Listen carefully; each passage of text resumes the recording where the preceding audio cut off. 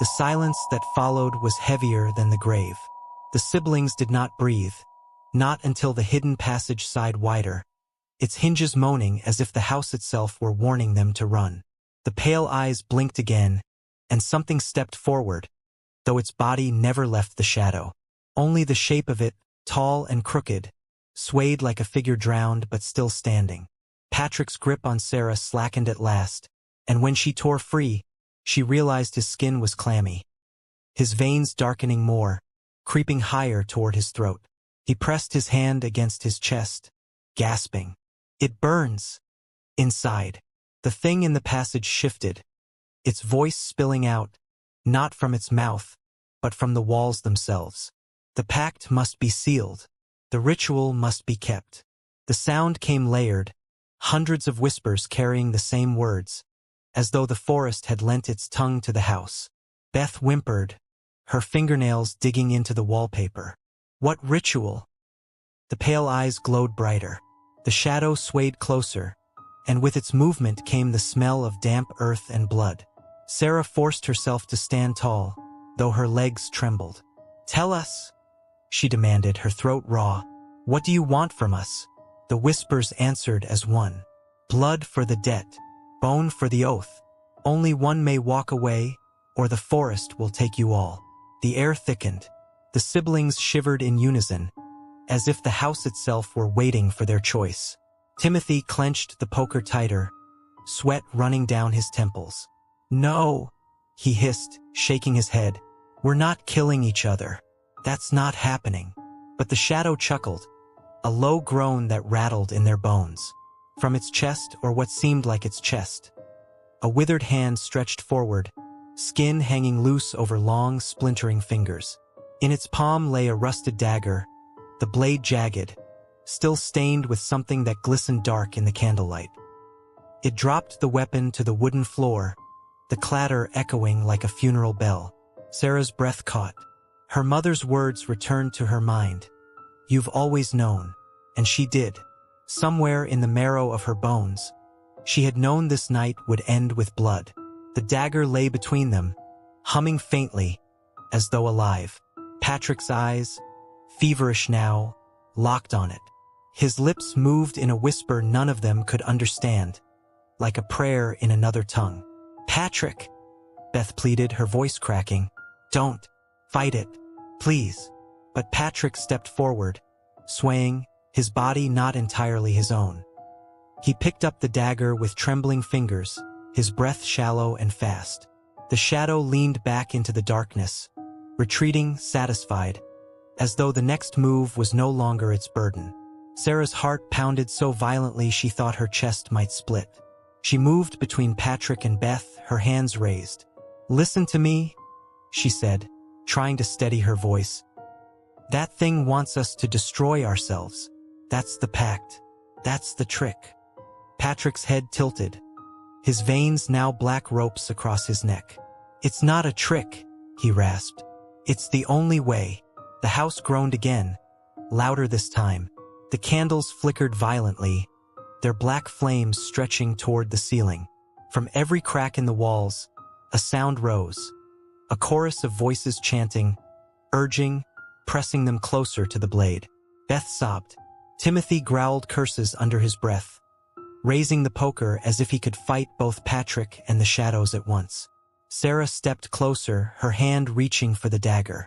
But the moment her fingers brushed the hilt, a shock tore through her arm, visions flooding her skull. Her grandfather kneeling in the forest, the same blade pressed into his palm, the spirit towering over him, faceless and vast. She saw him cut his own skin, let blood drip onto the roots, and she heard the words. One line, one blood, one survivor. Sarah yanked her hand back, choking on air. "It's true," she gasped. "The pact. Only one of us can live. That's what he promised." The room fell silent, except for Patrick's ragged breaths. His grip on the dagger tightened. Beth collapsed to her knees, screaming, "No, I won't. I won't choose." The shadow in the doorway pulsed, its pale eyes widening with delight. "Choose, or be chosen." Patrick lunged with the dagger, his eyes wild, the black veins crawling like vines beneath his skin. Sarah barely sidestepped, the blade grazing her arm and leaving a searing sting as though fire had kissed her flesh. She screamed, shoving him back, but he was no longer her brother. He was a vessel of the pact, driven by something older than their blood. Timothy roared, swinging the poker at Patrick's side. The iron struck bone with a sickening crack, but Patrick didn't fall. He snarled, a sound that was not his own, and with one violent swing he slashed at Timothy's chest. The poker clattered away, blood blooming across Timothy's shirt as he staggered against the wall. Beth shrieked, crawling across the floor, her hands slipping in her brother's blood. "Stop it, please." Her cries bounced helplessly off the chanting walls. Sarah's vision blurred with rage and terror. She grabbed a broken shard of wood from the floor and held it like a weapon, her chest heaving. "Patrick, fight it. You're stronger than this." But Patrick's laugh chilled her marrow. "It isn't me anymore," he rasped. "It's the pact. It's always been the pact." He lunged again, dagger raised high, and Sarah braced herself, only for Beth to throw herself between them. The blade sank into Beth's shoulder with a wet, tearing sound. Her scream split the air. Patrick froze, his face twitching, the black veins throbbing, as if Beth's sacrifice had stalled him for a heartbeat.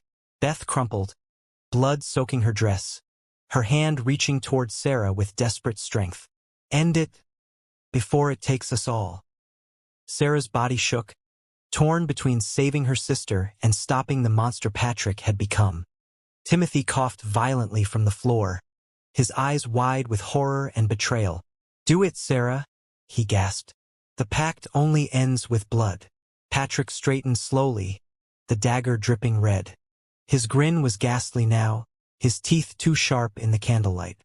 "One must live," he said, his voice layered with 100 whispers. "The forest waits." Sarah's hand tightened around the wood shard until it cut her palm. Every nerve in her body screamed against what she knew she must do. The shadow in the doorway swayed eagerly, its pale eyes glowing like moons. Patrick stepped toward her, dagger raised once more. His veins pulsed black. His eyes were not his own. Sarah screamed and charged. The siblings collided in the center of the room, the dagger flashing, the shard driving forward.